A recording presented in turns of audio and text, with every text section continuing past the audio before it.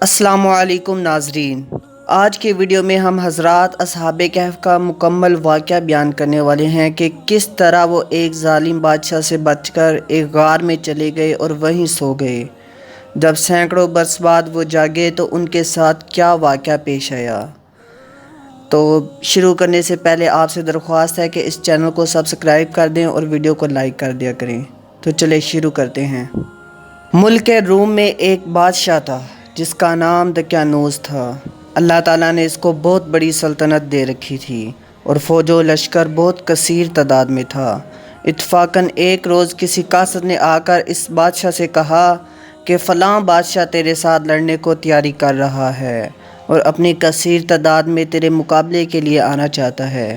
اس خبر کو سن کر روم کا بادشاہ دقیانوس اشتعال میں آ گیا اور اپنی تمام فوج و لشکر لے کر اس دشمن کے مقابلہ کے لیے میدان جنگ میں کود پڑا، اور وہ بادشاہ جو اس پر چڑھائی کر کے آیا تھا آخر کار دقیانوس کے ہاتھ سے مارا گیا، اور اس کے جتنے بیٹے تھے وہ سب کے سب گرفتار ہو گئے۔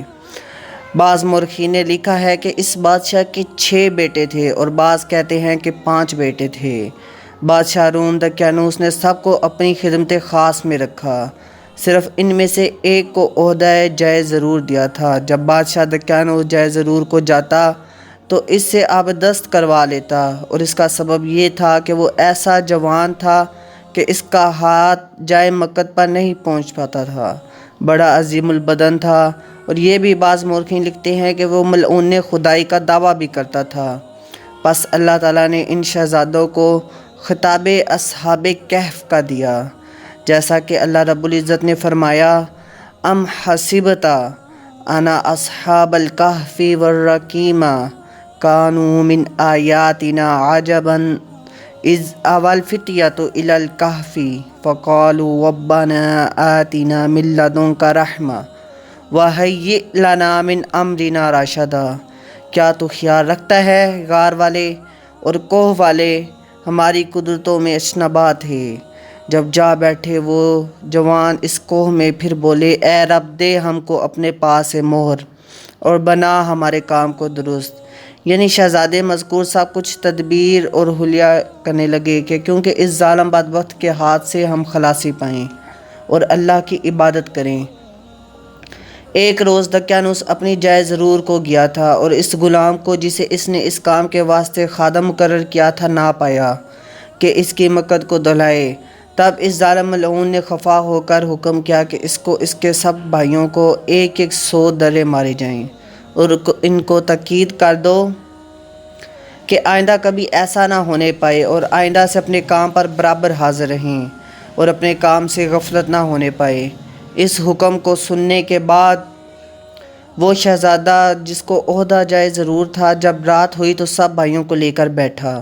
وہ سب ایک جگہ اکٹھے ہو کر صلاح و مشورہ کرنے لگے اور کہنے لگے کہ یہ ملعون ہم کو ہر روز ستاتا ہے اور خدا ہونے کا دعویٰ کرتا ہے اور سب سے اپنے آپ کو سجدہ کرواتا ہے۔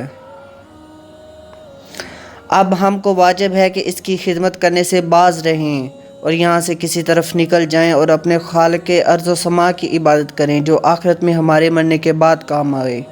یہ بات ایک بھائی نے اپنے مشورے سے بتائی تھی۔ سب بھائیوں نے اس بات کو بصر و چشم قبول کیا اور کہا کہ بھائی، بات تو بڑی اچھی ہے جو تم کہتے ہو، اب کسی صورت و تدبیر سے یہاں سے نکل جانا چاہیے۔ تب باقی بھائی بولے کہ ایک تدبیر ہے کہ وہ ملعون میدان چوگان کھیلنے کو جائے گا، البتہ ہم کو بھی لے جائے گا۔ جب ہم لوگوں کو کھیلنے کو کہے گا تب ہم لوگوں کو ایسی چستی چلاکی سے چوگان کھیلنا چاہیے کہ وہ خوش ہو جائے اور تعریف کرنے لگے۔ جب شام قریب ہوگی تب میں چوگان میدان سے باہر پھینکوں گا، اس وقت تم لوگ بھی ہمارے پیچھے میدان سے باہر نکل آنا اور سب ایک جگہ جا کر میلے اور پرانے کپڑے پہن لینا اور پاؤں پاؤں چلے جانا۔ اس طرح سے کوئی ہم کو دیکھے گا بھی نہیں اور ہم لوگ اپنے مقاصد میں کامیاب ہو جائیں گے۔ چنانچہ سب بھائیوں نے اپنا ارادہ مضبوط کر لیا اور اپنے حصول مقصد میں لگ گئے۔ دوسرے دن دقیانوس بادشاہ کے پاس سب حاضر ہوئے اور اپنے اپنے عہدے پر جا کھڑے ہوئے، اور وہ ملعون تخت شاہی پر بیٹھا خدائی کا دعویٰ کرتا تھا، لعنت اللہ۔ اتفاقاً اسی وقت ایک بلی بلا خانے پر سے اس کے پاس اچانک آ گری۔ اس کے گرنے سے وہ ملعون چونک پڑا اور بہت ڈرا۔ تب وہ لوگ آپس میں کہنے لگے کہ اگر یہ ملعون خدا ہوتا تو بلی سے کیوں ڈرتا؟ معلوم ہوتا ہے کہ یہ ملعون جھوٹا ہے اور دعویٰ اس کا باطل ہے۔ اسی گھڑی ایک شیطان بصورت انسان اس کے آگے آ کر کہنے لگا، اے ملعون، اگر تجھ کو دعویٰ خدائی کا ہے تو ادنا ترین ایک ذی روح مکھی جانور ہی پیدا کر دے، اس کو تو تب پیدا ہم جانیں گے تیرا دعویٰ حق ہے۔ اس مردود نے ایک بہانہ کر کے کہا کہ ایسے بد جانور کو ہم پیدا نہیں کرتے۔ شیطان بولا، اللہ نے تو اس کو پیدا کیا ہے، البتہ کچھ حکمت ہوگی۔ اس کے جواب میں شیطان بولا، جب تو جائز ضروری میں جا بیٹھتا ہے، وہ مکھی تیری گندگی میں بیٹھ کر اپنے ہاتھ پاؤں میں نجاست آلودہ کر کے تیری داڑھی پر جا بیٹھتی ہے، یہ بھی ایک کار حکمت ہے۔ یہ کہہ کر وہ شیطان غائب ہو گیا اور وہ ملعون یہ سن کر بہت شرمندہ ہوا۔ پس دوسرے دن دقیانوس چوگان کھیلنے کو میدان میں گیا اور ان شہزادوں کو بھی اپنے ساتھ لے گیا۔ پس وہ جب میدان میں پہنچنے تو چوگان کا کھیل کھیلنے لگے۔ دقیانوس ان شہزادوں کے کھیل سے بہت زیادہ محفوظ ہوا اور وہ بولا، صبح کو تم سب کو خلعت دے کر خوش کروں گا۔ جب شام ہوئی اور دن بھی آخر ختم ہو ہی گیا تھا، شہزادے اپنے مشورے کے مطابق چوگان میدان میں پھینکنے لگے اور اسی طرح آہستہ آہستہ کھیلتے ہوئے دور نکل گئے۔ دقیانوس ان لوگوں کو کھیل میں مشغول چھوڑ کر اپنے محل کی طرف چل دیا اور وہ شہزادے سب کے سب فرصت پا کر اللہ کو یاد کر کے وہاں سے نکل پڑے۔ میدان کی طرف گھوڑا اٹھا کے رات ہی رات چلے گئے۔ جب صبح ہوئی تو اپنے گھوڑوں کو چھوڑ کر کسی شہر کے کنارے جا پہنچے۔ وہاں دیکھا کہ چند آدمی پاسباں بکری وغیرہ کے تھے۔ اس سے ملاقات ہوئی۔ وہ سب کہنے لگے کہ اے عزیزو، تم کہاں جاتے ہو؟ انہوں نے ان کو جواب دیا کہ ہم لوگ خالق ارض و سما کی طلب کو جاتے ہیں۔ اور وہ کہنے لگے کہ وہ کیسا ہے جسے تم لوگ چاہتے ہو؟ وہ بولے کہ وہ اللہ، زمین و آسماں اور جو کچھ اس کے درمیان ہے وہ سب کا پروردگار ہے۔ تمام کائنات کو ملک و عدم سے ملک و وجود میں لانے والا وہی اللہ ہے۔ پس ان سب باتوں سے وہ لوگ بہت خوش ہوئے اور وہ آپس میں کہنے لگے کہ یہ سب لوگ سچ کہتے ہیں۔ تب وہ بھی اپنی پاسبانی چھوڑ کر شہزادوں کے ساتھ مل گئے اور ان کی صحبت اختیار کر لی، اور ایک کتا بھی ان کے ساتھ تھا، وہ بھی ان کے ہمراہ ہو لیا۔ شہزادے ان لوگوں سے بولے کہ تم لوگ اس کتے کو واپس کر دو تو بہت اچھا ہے، ورنہ ہمارے ساتھ رہے گا تو کبھی بھونکے گا اور اس کی آواز سن کر لوگ ہم کو آ کر پکڑ لیں گے۔ ان شہزادوں کے کہنے سے ان پاسبانوں نے اپنے کتے کو مارا پیٹا اور یہاں تک کہ اس کے ہاتھ پاؤں بھی توڑ ڈالے اور سارا بدن اس کا زخمی کر دیا، تو بھی اس کتے نے ان لوگوں کا پیچھا نہ چھوڑا۔ آخر وہ کتا بھی ان لوگوں کے ساتھ رہ گیا اور اللہ تعالیٰ نے اس کو قوت گویائی سکھائی۔ تو کتے نے کہا، اے یارو، مجھے مت مارو، تم جس کے بندے ہو میں بھی اسی کا فرما بردار ہوں، اور تم جس کی یاد کو جاتے ہو میں بھی اس کو چاہتا ہوں، لہٰذا مجھ کو بھی تم اپنے ہمراہ لے چلو۔ پس کتے سے یہ باتیں سن کر اصحاب کہف کو ترس آ گیا اور اسے پیار کر کے اپنے ہمراہ لے چلے۔ تمام رات چلتے چلتے جب صبح نمودار ہوئی تو ایک پہاڑ کے اندر کھوہ میں جا گھسے اور بولے، یہاں ذرا دم لینا چاہیے کہ رات کی ماندگی دور ہو جائے۔ آخر وہاں ٹھہر گئے اور آرام کرنے لگے، اور وہ اسی آرام کی رات میں تھے کہ نیند کا غلبہ ہوا اور وہ سو گئے۔ قرآن پاک میں ارشاد ہے، اذ اوی الفتیۃ الی الکہف فقالوا ربنا آتنا من لدنک رحمۃ وہی لنا من امرنا رشدا فضربنا علی آذانہم فی الکہف سنین عددا ثم بعثناہم لنعلم ای الحزبین احصیٰ لما لبثوا امدا۔ جب جا بیٹھے وہ جو ان سے کھوہ میں، اور پھر وہ بولے، اے رب، دے ہم کو اپنے پاس مہر اور بنا دے ہمارے کام۔ پس پردہ ڈال دیا ہم نے اوپر کانوں ان کے، یعنی سلا دیا ہم نے ان کو بیچ غار کے کئی برس گنتی کے۔ پھر اٹھایا ہم نے ان کو کہ وہ معلوم کریں، ہم دو فرقوں میں سے کسی نے یاد رکھی ہے جتنی مدت وہ سوئے رہے۔ الغرض دقیانوس نے اس کھیل کے میدان میں ان شہزادوں کو نہ پا کے بہت تعصب کیا اور فوراً اپنے ہوشیار چند سواروں کو ان کے پیچھے دوڑایا۔ یا تب وہ تجسس کرتے ہوئے اس کوہ کے قریب جا پہنچے اور اللہ کے فضل و کرم سے اس غار کا منہ بھی چونٹوں کے سوراخ جیسا بن گیا، اور وہ سوار اس پر برابر تلاش کرتے رہے لیکن وہ ان کا نام و نشان تک نہ پا سکے۔ آخر مجبوراً واپس چلے آئے، اور بعض روایات میں یوں آیا ہے کہ اس کوہ کے کنارہ پر ان سب کو مردہ پایا تھا، تو وہ لوگ اس کوہ میں ڈال کر چلے آئے تھے، اور اسی دن سے ان سب کا نام و لقب اصحاب کہف ہوا۔ اور بعضوں نے اس روایات کو یوں بھی بیان کیا ہے کہ وہ بادشاہ کے باورچی کے بیٹے تھے، اور بعض ان میں نامبائی کے بیٹے تھے، اور بادشاہ دقیانوس نے ان میں سے ایک کو جادو سیکھنے کو جادوگر کے پاس بھیجا تھا۔ ایک دن اس لڑکے کی اثناء راہ میں ایک راہب سے ملاقات ہوئی۔ راہب نے اس لڑکے سے پوچھا کہ تم کہاں جاتے ہو؟ وہ بولا میں جادو سیکھنے جاتا ہوں۔ راہب بولا بیٹا جادو سیکھنا تو کفر ہے، تم مسلمان کیوں نہیں ہو جاتا؟ وہ راہب کے کہنے سے اور اللہ کے فضل و کرم سے اسی وقت ایمان لے آیا اور مسلمان ہو گیا۔ بادشاہ دقیانوس نے اس بات کو سن کر بہت خفا ہوا اور اس لڑکے کو پھانسی کا حکم دے دیا۔ روایت میں ہے کہ اس لڑکے کو 5 مرتبہ سولی پر چڑھایا تو وہ پھر بھی نہ مرا، اور اللہ کے فضل سے سلامت رہا اور کہا آمنت برب العالمین۔ آخر اس بادشاہ دقیانوس نے قید شدید میں رکھا، اور اس کے ہم جنس اور 5-6 لڑکے دقیانوس بادشاہ کے ملازم تھے۔ انہوں نے باہم صلاح و مشورہ کر کے کسی ہیلا سے اس کو قید سے چھڑا لیا، اور اس کے بعد وہ متفق ہو کر اس ظالم بادشاہ کے قبضہ سے اس شہر سے باہر اللہ کی عبادت کو نکلے اور ایک پہاڑ کی طرف چلے گئے، اور وہاں جا کر ایک کوہ میں بیٹھ گئے اور وہیں سو گئے، اور اس پر اللہ کی طرف سے ایسی نیند ڈالی گئی کہ وہ تقریباً 300 برس تک سوتے رہے، جیسا کہ اللہ تعالیٰ نے فرمایا وَلَبِثُوا فِي كَهْفِهِمْ ثَلَاثَ مِائَةٍ سِنِينَ وَازْدَادُوا تِسْعًا، اور وہ اس کوہ میں سوتے رہے 309 برس۔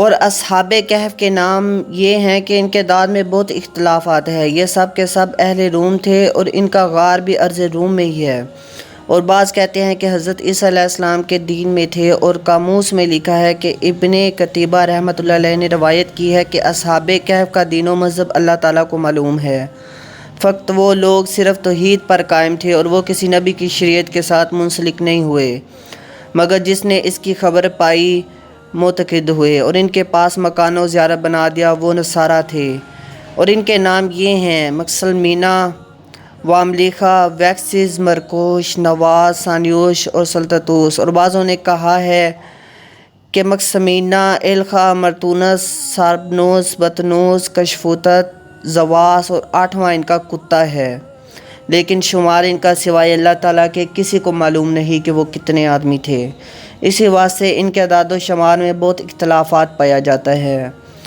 قرآن پاک میں ہے سَيَقُولُونَ ثَلَاثَةٌ رَابِعُهُمْ كَلْبُهُمْ وَيَقُولُونَ خَمْسَةٌ سَادِسُهُمْ رَجْمًا بِالْغَيْبِ وَيَقُولُونَ سَبْعَةٌ وَثَامِنُهُمْ كَلْبُهُمْ قُلْ رَبِّي أَعْلَمُ بِعِدَّتِهِم مَّا يَعْلَمُهُمْ إِلَّا قَلِيلٌ، البتہ کہیں گے کہ وہ 3 ہیں، چوتھا ان کا کتا، اور یہ بھی کہیں گے کہ وہ 5 ہیں، چھٹا ان کا کتا، بغیر دیکھے نشانی کے پتھر چلانا، اور یہ بھی کہیں گے کہ وہ 7 ہیں اور 8واں ان کا کتا ہے، تو کہہ کہ پروردگار میرا خوب جانتا ہے کہ کتنے آدمی ان کے ہیں، کچھ صحیح خبر ان کی نہیں رکھتے مگر تھوڑے لوگ۔ جب وہ لوگ 309 برس کے بعد نیند سے بیدار ہوئے تو اصحاب کہف آپس میں پوچھنے لگے کہ ایک دوسرے سے، چنانچہ حق اللہ تعالیٰ فرماتا ہے وَكَذَلِكَ بَعَثْنَاهُمْ لِيَتَسَاءَلُوا بَيْنَهُمْ قَالَ قَائِلٌ مِّنْهُمْ كَمْ لَبِثْتُمْ قَالُوا لَبِثْنَا يَوْمًا أَوْ بَعْضَ يَوْمٍ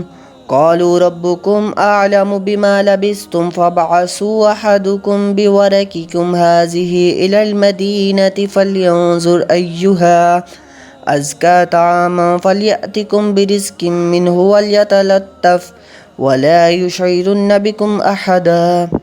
اور اسی طرح ان کو جگا دیا ہم نے، پھر وہ آپس میں پوچھنے لگے، ایک بولا ان میں سے کہ کتنی دیر سوتے رہے تم؟ وہ بولے کہ ہم سوتے رہے 1 دن یا اس سے بھی کم۔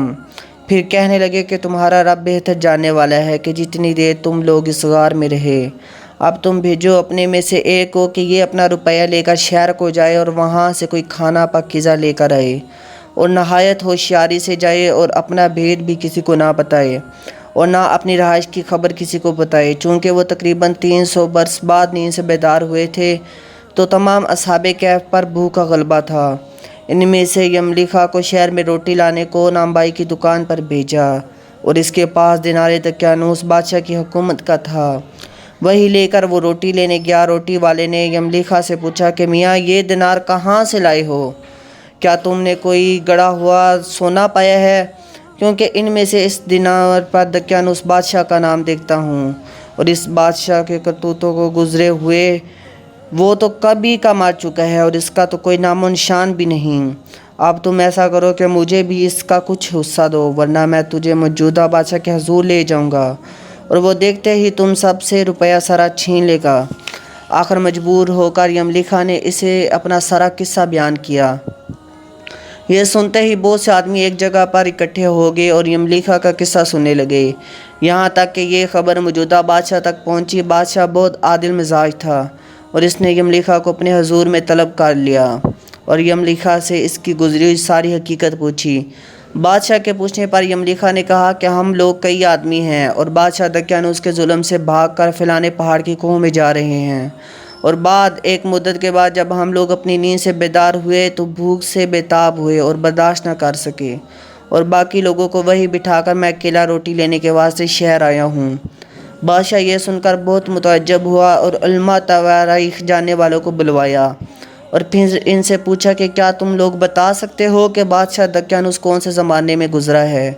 ان علماء تواریخ نے متفق ہو کر بادشاہ سے کہا کہ جناب، جو باتیں یملیکھا نے آپ سے عرض کی ہیں وہ سب سچ ہیں۔ ہم لوگوں نے تواریخ عالم میں پڑھا ہے کہ بادشاہ دقیانوس بڑا ظالم تھا اور زمانہ سابقہ میں گزر چکا ہے، پس یہ بادشاہ عادل اور منصف مزاج تھا۔ یہ حقیقت سن کر یملیکھا کے ساتھ اسی غار میں جانے کا عزم کیا اور نہایت شان و شوکت سے سوار ہو کر اس غار پر جا پہنچا۔ یملیکھا نے بادشاہ سے کہا، اگر آپ اسی شان و شوکت اور دبدبے کے ساتھ ان کے پاس جائیں گے تو وہ لوگ آپ کو دیکھ کر ڈریں گے اور کسی دوسری جگہ جا کر چھپ جائیں گے اور پھر آپ سے کچھ بھی بات چیت نہ کریں گے۔ مناسب ہے کہ یہاں ذرا ٹھہریں اور میں جا کر ان لوگوں کو آپ کے آنے کی خبر دوں، اور یہ بھی ان سے جا کر کہہ دوں کہ بادشاہ دقیانوس دنیا سے رخصت ہو چکا ہے، تاکہ ان کو خاطر جمع ہو جائے، اور ان سے کہہ دوں کہ اب مسلمان بادشاہ ہے اور شہر میں چلیں۔ یہ بات کہہ کر یملیکھا اس غار میں چلا گیا اور تمام احوال جو اس پر گزرا تھا وہ ان لوگوں سے جا کر بیان کیا۔ وہ لوگ کہنے لگے کہ ہم کو اب کھانے پینے کی کچھ حاجت نہیں، اور ہم کو دنیا سے بھی کچھ غرض نہیں، ہم کو تو اپنے اللہ ہی سے کام ہے۔ یہ کہہ کر وہ پھر سو گئے، اور بعض روایوں نے کہا کہ وہ لوگ اب تک سو رہے ہیں اور وہ اسی طرح قیامت تک سوتے رہیں گے۔ یملیکھا پھر بادشاہ کے پاس نہیں آیا، اور بادشاہ کے ساتھیوں نے کافی دیر تک انتظار کیا، اور پھر بادشاہ نے اس کنویں میں جانے کا ارادہ کیا، لیکن وہ اس غار میں جانے سے قاصر رہا اور اب اس کو کوئی راہ جانے کی نہ مل سکی۔ نا امید ہو کر وہ بادشاہ اور اس کے ساتھی واپس آ گئے اور اس پہاڑ کے کنارے بستی میں ایک عبادت گاہ بنا کر وہیں رہ گئے۔ اور یہ کہ ایک روایت میں ہے کہ اصحاب کہف کے لیے حق تعالیٰ نے فرشتے مقرر کیے ہوئے ہیں جو ان کو پہلو با پہلو سلاتے ہیں اور کڑوتیں دلاتے رہتے ہیں اور بحشت کے پنکھے سے ہوا کرتے ہیں، اور گرمی اور سردی وغیرہ ان کو نہیں لگتی۔ چنانچہ اللہ تعالیٰ فرماتا ہے، وَتَرَى الشَّمْسَ إِذَا طَلَعَتْ تَزَاوَرُ عَنْ كَهْفِهِمْ ذَاتَ الْيَمِينِ وَإِذَا غَرَبَتْ تَقْرِضُهُمْ ذَاتَ الشِّمَالِ وَهُمْ فِي فَجْوَةٍ مِّنْهُ ذَلِكَ مِنْ آيَاتِ اللَّهِ مَن يَهْدِ اللَّهُ فَهُوَ الْمُهْتَدِ وَمَن يُضْلِلْ فَلَن تَجِدَ لَهُ وَلِيًّا مُّرْشِدًا۔ اور تو دیکھے دھوپ جب نکلتی ہے بچ کے جاتی ہے ان کے کھو سے دانے کو، اور جب ڈوبتی ہے کترا جاتی ہے ان سے بائیں کو، تاکہ اثر گرمی اور سردی کا ان پر نہ پڑے، اور وہ سب لوگ میدان میں ہیں، اور یہ اللہ تعالیٰ کی قدرتوں کی ایک نشانی ہے، اور جس کو اللہ تعالیٰ چاہتا ہے وہی سیدھی راہ پاتا ہے، اور جس کو وہ گمراہ کر دے پھر اس کو کوئی راہ دکھانے والا نہیں، اگرچہ اس کے قریب ہی رفیق کیوں نہ ہوں۔ اور یہ بھی ایک روایت میں ہے کہ وہ لوگ سب سوتے ہیں لیکن ان کی آنکھ کھلی ہوئی ہے، تاکہ اس سے کوئی دیکھنے والا یہ سمجھے کہ وہ جاگتے ہیں، اور حق تعالیٰ نے اس جگہ پر دہشت رکھی ہے تاکہ لوگ اس جگہ کو تماشا نہ بنا سکیں، اور وہ اس سبب سے بے آرام ہو جائیں۔ اور ان کے ساتھ ایک کتا بھی لگ گیا تھا، وہ بھی انہی کے ساتھ ہے۔ مروی ہے کہ وہ لوگ حضرت عیسیٰ علیہ السلام کے زمانے میں ہی غار میں گھسے تھے، اور وہ لوگ انجیل پر ایمان لائے تھے، لیکن اکثر کا قول یہ ہے کہ دین و مذہب ان کا بجز خدا کے سوا کسی کو معلوم نہیں۔ واللہ اعلم بالصواب۔ پلیز اس چینل کو سبسکرائب کر دیں اور بیل آئیکن دبا دیں تاکہ مزید آنے والی ویڈیوز آپ کو بر وقت مل سکیں۔ شکریہ۔ اللہ حافظ۔